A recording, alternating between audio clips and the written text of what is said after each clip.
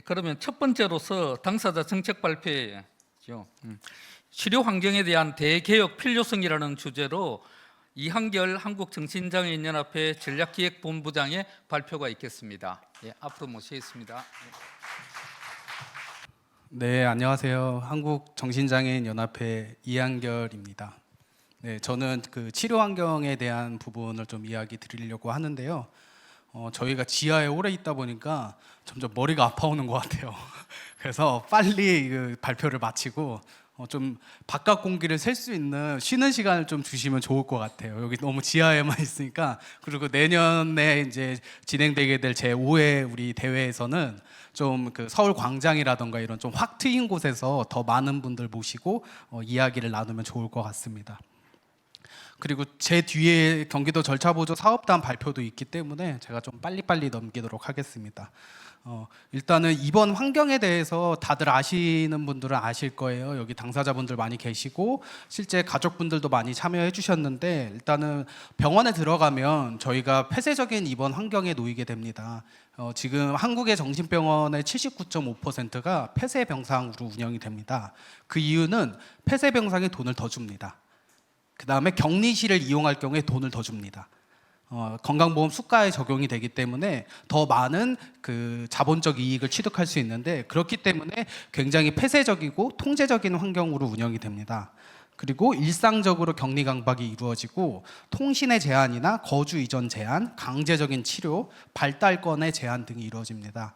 대부분 당사자들이 처음 진단을 받는 거는 20대 초반에서 30대 초반입니다. 그때 우리가 보통 무엇을 하냐면 학교를 다니고요, 직장 생활을 하고요, 커리어를 쌓고요, 사람들하고 관계를 맺습니다. 근데 보통 진단을 받게 되면 강제적으로 약물 치료를 받게 되고요, 스스로 내가 정신질환자인지 남들과 조금 다른 것 같긴 한데 정신질환자는 아닌 것 같은데 이런 생각에 빠지게 됩니다. 그런 생각으로 10년을 보내다 보면 어느덧 저의 우리의 발달권이 사라진 상태로 10년이 지나버리는 겁니다. 그럼 외래치료, 병원에서 퇴원하고 나서 그러면 수준 높은 정신의료 서비스를 제공하냐? 라고 봤을 때 그것도 아니라는 겁니다. 평균 10분 진료를 위해서 우리는 기나긴 기다림을 기다려야 됩니다. 10분을 위해서 많게는 2시간, 3시간 정도 기다려야 되고, 외래 예약을 잡더라도 그 시간에 진료를 못 보는 경우가 허다합니다. 그리고 기대하고 갔던 외래 치료에서도 약물 외에는 정신과 전문의와 이야기할 수 있는 것들이 없습니다. 약물에 대해 물어봐도 정확한 답변을 받기가 어렵고, 내가 현재 겪고 있는 약물의 부작용, 반작용에 대해서도 이야기를 나누고 싶지만 거기에 대해서도 고지하지 않습니다. 그리고 어떨 때는 정신과 선생님의 스케줄에 따라서 외래가 갑자기 취소되거나 날짜가 바뀌기도 합니다. 그러니까 저희는 돈을 내고 서비스를 이용함에도 불구하고 그 서비스에 있어서 어떠한 선택권과 결정권이 없는 상태로 놓여 있는 것입니다. 그렇다고 정신의료 서비스만 우리가 필요하냐 했을 때 우리는 다양한 보건복지 서비스가 필요합니다. 그게 사회적 연결망일 수도 있고 일자리일 수도 있고 문화예술 활동일 수도 있습니다. 근데 정신과 시스템 안에서는 그러한 서비스에 대한 연계가 전혀 이루어지지 않고 있습니다. 그래서 이러한 문제점들을 어떻게 그러면 해결을 해야 되냐 했을 때 일단 전반적인 교육부터 재검토해야 된다고 저는 생각을 합니다. 저는 조현 양극성 정동장애 진단도 있고, 그 다음에 정신건강 전문의원 자격증도 있고, 그 다음에 당사자 활동을 한 지는 7, 8년 정도 된 것 같습니다. 그래서 정신건강 전문의원 수련을 받으면서 느꼈던 것은 약물 외에는, 입원 외에는 어떠한 역할도 할 수 없다는 것입니다.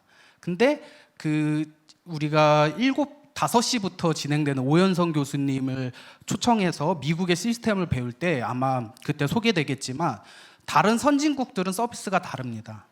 그리고 당사자를 바라보는 시선도 다릅니다. 그리고 회복에 대한 정의도 다릅니다. 그리고 약물에 대한 선택권에 대해서도 다르게 해석합니다. 그래서 이러한 부분에 대해서 전반적인 교육을 다시 해야 되고, 이 서비스를 제공하는 인력들이 그 당사자의 삶을 전반적으로 그리고 전인적으로 지원할 수 있는 방향으로 재검토해야 된다고 생각을 합니다. 그러면 어떻게 교육을 할 것이냐 했을 때 자기 결정이 제일 원칙으로 들어가야 됩니다. 우리가 아무리 증상이 심하고 재발을 하고 급성이라고 하더라도 자기 결정, 법정 능력이 사라지는 것은 아닙니다. 근데 한국 사회에선 유독 특히나 자기 결정권이 쉽게 무시됩니다. 정신과 선생님들은 부모님에게 협박 아닌 협박을 할 때도 있습니다. 지금 이렇게 되면 더 안 좋아질 것이다. 지금 이렇게 안 하면 더 나빠질 것이다.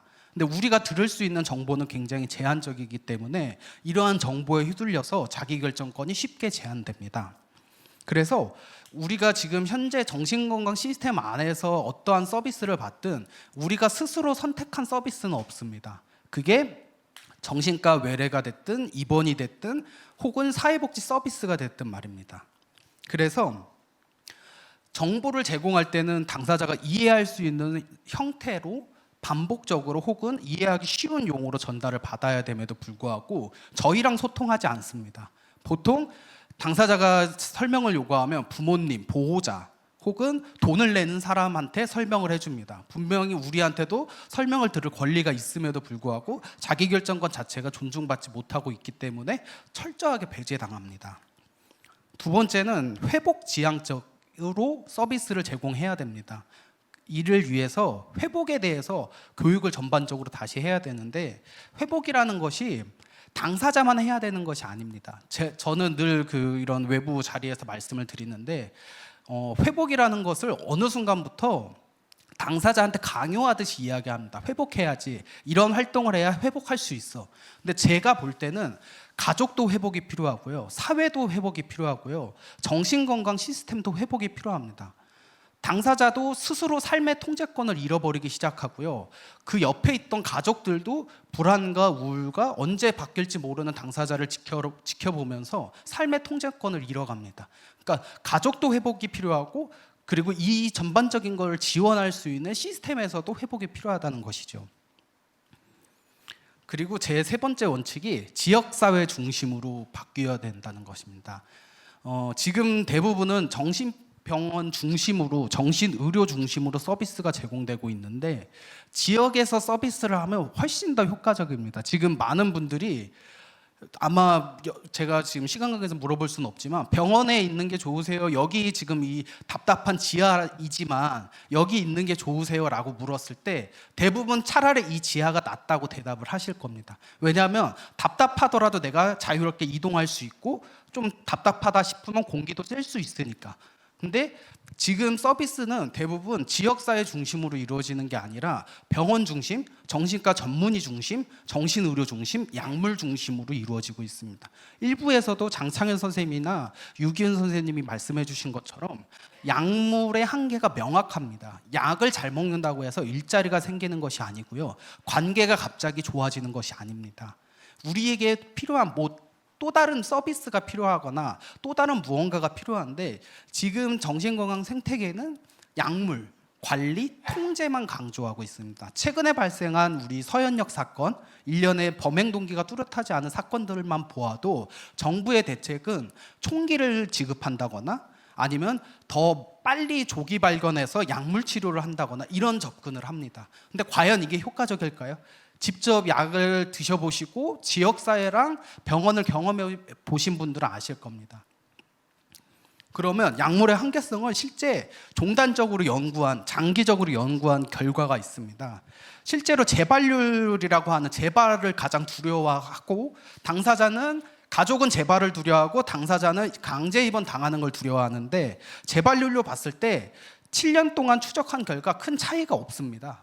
빨간색이 지금 약을 안 먹은 집단이고 위에 회색이 약을 먹은 집단인데 재발률에서는 큰 차이가 없는데 기능 수준하고 회복률에서는 큰 차이를 보입니다. 그러니까 이 약을 단기적으로 복용했을 때는 효과가 있지만 장기적으로 복용했을 때는 과연 효과가 있을까에 대해서 아무도 대답하지 않고 있다는 것입니다. 그리고 앞서서 장창현 선생님이 벤조디아제핀의 계열의 약물에 대해 위험성에 대해서 이야기를 했지만 미국 식약청 같은 경우에는 해당 약물에 대해서 굉장히 엄격하게 관리를 합니다.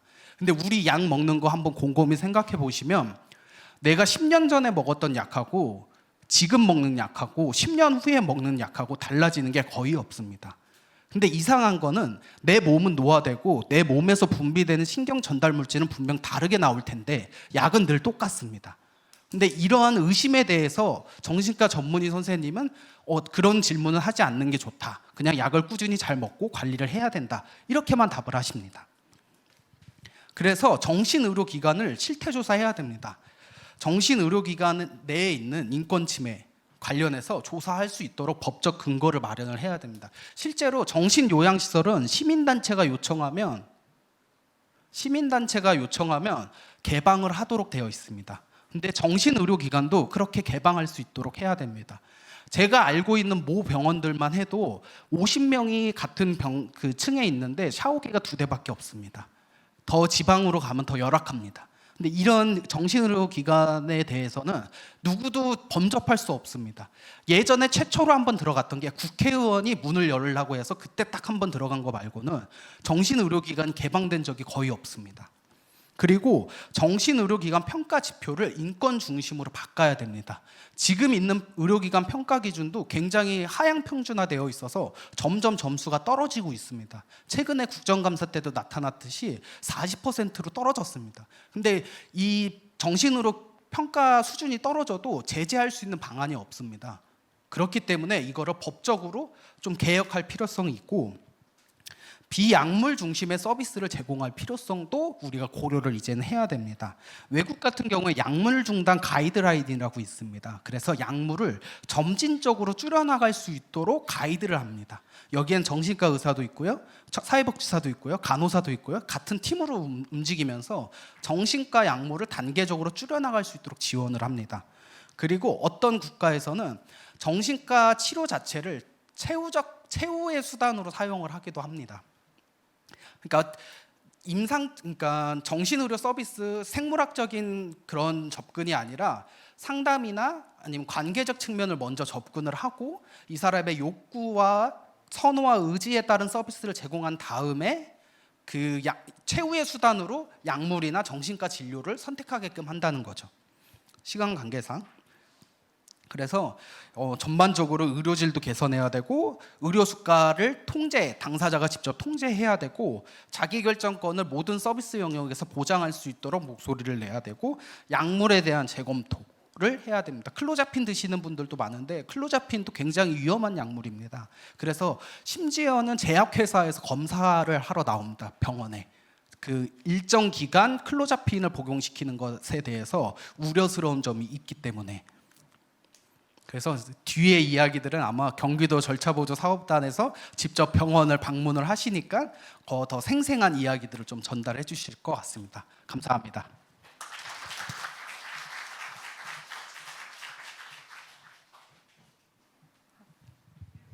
네, 안녕하세요. 저는 경기도 정신질환자 절차보조 사업단에서 절차보조인으로 근무하고 있는 권재은입니다.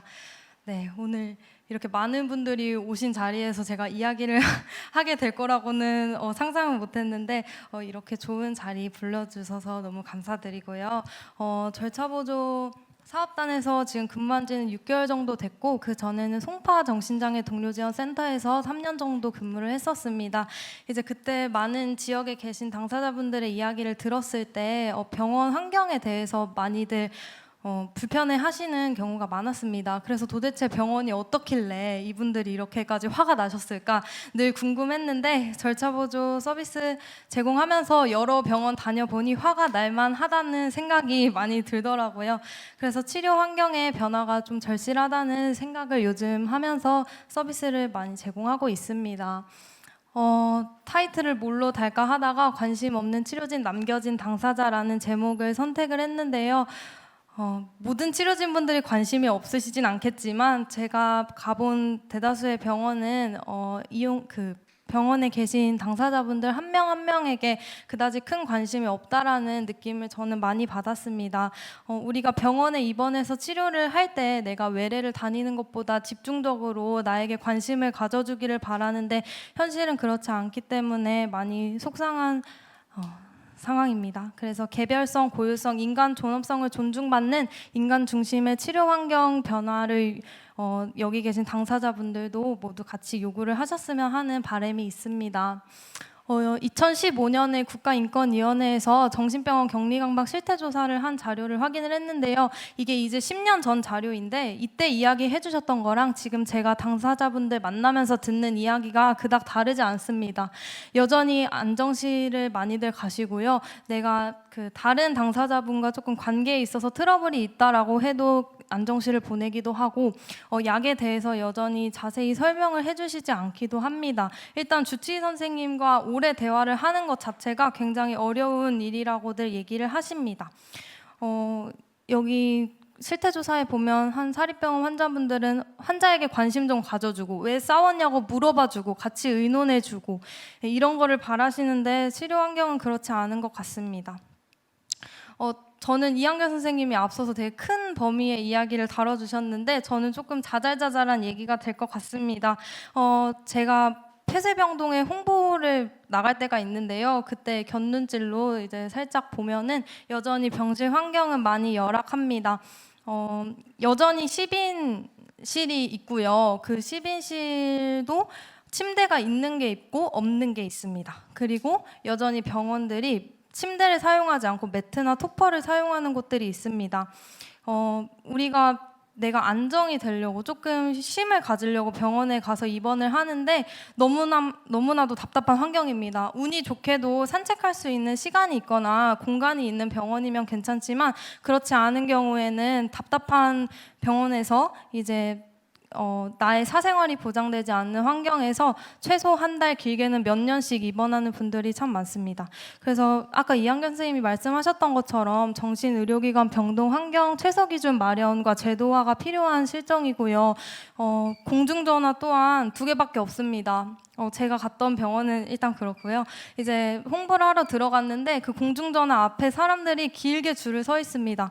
저희가 이용자분이랑 원무과 통해서 전화를 해서 얘기를 할 때도 전화로 이제 더 자세한 얘기를 하고 싶은데 하실 수 없는 경우들이 많습니다. 뒤에 많은 사람들이 기다리고 있고 내 이야기를 듣고 있기 때문이죠. 그리고 병동에 내 침대 옆에 사물함이 있는데 사물함에 문도 없다고 합니다. 누구든지 내 물건을 가져갈 수 있는 그런 환경입니다. 그래서 사생활 보호 지침 마련과 제도화도 필요합니다. 그리고 모두의 상황과 증상이 다른데 이 분들을 한 군데에 다인실로 이제 배치하는 경우가 많은 것 같습니다. 자신의 개별성이 무시되곤 합니다. 그리고 안정실 이외에는 내가 조금 쉼을 가지고 편안하게 휴식할 수 있는 공간이 없습니다. 그래서 개별성 존중을 위한 방안 마련도 필요합니다. 정신의료기관은요, 병동 제가 홈페이지를 많이 뒤져봤는데 병동 내부까지 공개하는 병원이 거의 없었습니다. 그래서 홈페이지에 병동 내부까지 상세한 사진을 공개하거나 보호자나 당사자가 신뢰하는 사람들이 요청했을 때 언제든지 폐쇄병동도 라운딩이 가능하도록 의무화하는 게 필요하지 않을까 생각합니다. 또한 병원비도 물어보지 않으면 먼저 고지하지 않습니다. 그리고 마지막은 제가 이제 지원하는 이용자분의 이야기인데요. 신체적인 어려움이 함께 있으신데 이 병원에서 그 신체적인 질병에 대한 돌봄이 불가합니다. 그래서 외래를 나가셔야 되는데 보호자가 동행하지 않으면 외래를 갈 수가 없습니다. 병원 관계자가 동행을 할 수는 있지만 또 특정 지역을 넘어가면 또 안 된다고 해서 이분의 경우에 많은 어려움을 겪었습니다. 그래서 신체적 질병을 함께 이제 돌봄이 가능한 병원의 확충이 필요한 상황인 것 같습니다. 그리고 이 부분은요, 이제 제가 지원하던 이용자분의 이야기인데 꽁꽁 싸매고 돌아다니다가 이제 강제 입원을 하시게 되었습니다. 이분이랑 병원식 오픈 다이얼로그에 저희 절차보조인이 같이 참석을 한 적이 있는데 이제 겉모습은 대화 중심입니다. 열린 대화를 하신다고 하는데 실상은 당사자가 신뢰하는 사람이 거의 없었습니다. 저희가 아마 사회기 때 참여를 했었을 텐데 그 전까지는 이분이 한마디도 거의 안 하셨다고 했고요. 이제 그제서야 자신이 왜 그렇게 몸을 감싸고 돌아다니셨는지 이야기를 하기 시작했습니다. 이분이 그렇게 병원에 강제적으로 입원이 됐을 때 이분한테 왜 몸을 그렇게 싸매고 있었는지, 뭐가 걱정이 되어서, 뭐가 두려워서 그렇게 몸을 가리고 있었는지 물어보지 않았더라고요, 병원에서는. 그래서 4개월 만에 그분이 그랬던 이유를 처음 들었다고 했습니다. 그래서 대화 중심의 치료 환경을 마련하는 것에 대한 제도화, 정책화가 필요하다고 생각합니다. 네, 그래서 옆에는 제가 좋아하는 이제 글을 조금 넣어놨는데요.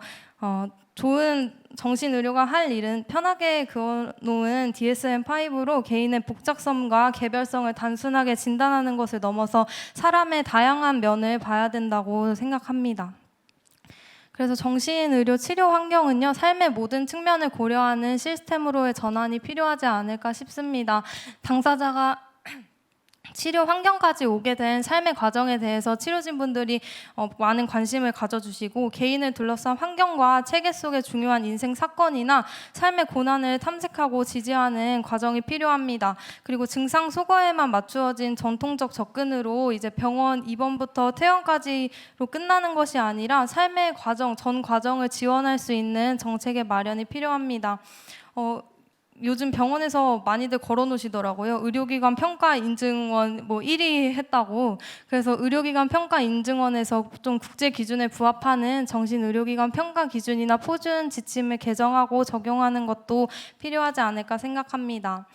제가 이 발표를 맡게 되었을 때 내가 당사자분들 앞에서 어떤 자격으로 무슨 말을 할 수 있을까 많이 고민을 했습니다. 저희 아버지도 당사자고 제 주변에도 많은 당사자분들이 있는데요. 저는 내가 그리고 나의 소중한 사람이 입원해서 치료를 받을 때 나의 개별성과 고유성을 존중받으면서 편하고 쾌적한 환경에서 자기 결정권을 가지고 회복할 수 있는 날이 오기를 희망하면서 발표 마무리하겠습니다. 여기 계신 당사자분들이 많이 정책에 대해서 관심 가져주시고 늘 발표해 주셨으면 좋겠습니다. 감사합니다.